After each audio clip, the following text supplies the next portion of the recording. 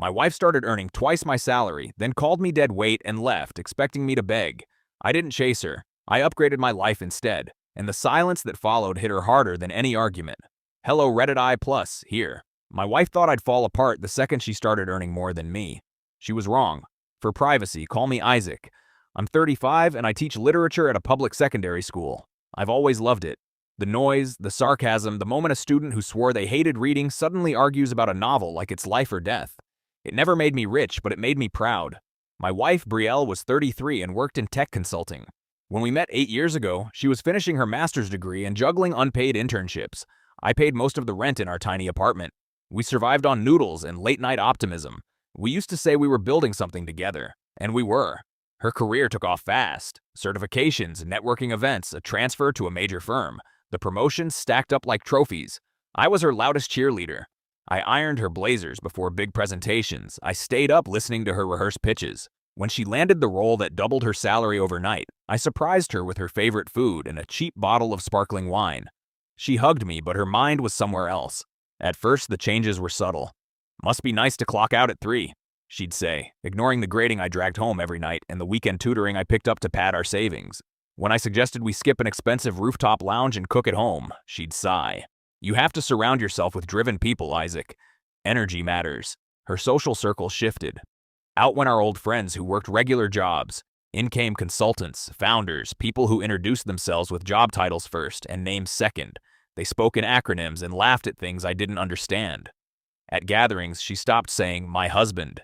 It became, "this is Isaac, he teaches." The first time someone mocked my job, I waited for her to defend me. A guy in a tailored suit asked what I did. When I told him, he smirked. "Wow, brave choice. I could never survive on that salary." The table laughed politely. I looked at Brielle. She took a sip of her drink and changed the subject.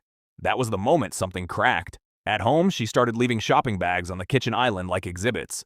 Designer shoes. Handbags that cost more than my monthly paycheck. She worked later and later. When we did talk, it felt like a performance review. "You don't think long-term enough. You're comfortable. Too comfortable. Don't you want more?" I did want more. Just not the same more she meant. 6 months after her big promotion, she came home on a Tuesday afternoon. Early, calm, composed. She sat at the dining table and folded her hands like she was about to fire someone. "I've been evaluating our relationship," she said. "Evaluating. We've grown apart. I need a partner who matches my ambition." I asked quietly, "Is there someone else?" Her eyebrows lifted, offended. "This isn't about another person. It's about me not shrinking myself to make you feel adequate." That one hurt, not because it was loud, because it was cold. She wanted tears. She wanted me to fight, to beg, to promise to reinvent myself into whatever version of success she respected. Instead, I surprised both of us. "If you think leaving is the right move," I said, "I won't stop you." Her eyes flickered. Not sadness, disappointment. Like I'd skipped a scene in a script she had rehearsed. "I've already spoken to an attorney," she added. Of course she had. The divorce moved quickly. She treated it like another project milestone. Efficient, detached. She kept the apartment because her income made it easier to qualify for the mortgage alone. I took my books, my car, and what was left of my pride. Here's what she didn't expect. Silence. I didn't trash her online. I didn't call mutual friends crying. I didn't show up at her office asking for another chance. I moved into a small place closer to school and poured myself into work. And something strange happened. Without the constant comparison, I felt lighter. I applied for a curriculum leadership program I'd been too insecure to try for. I started a history podcast with 2 other teachers. It gained traction faster than we thought. Former students shared it. Other educators reached out. Eventually, a local education nonprofit invited me to lead workshops on engaging reluctant readers. The extra income helped. But more than that, it reminded me that value isn't always measured in zeros. About a year after the divorce, I ran into Brielle at a networking event a friend dragged me to. She looked different. Still polished, still sharp, but tired. We exchanged polite hellos. She asked how I was. "Busy," I said. "Good busy." She nodded and told me she'd switched firms. The last one had burned her out. She laughed lightly and said, "Turns out money doesn't fix everything."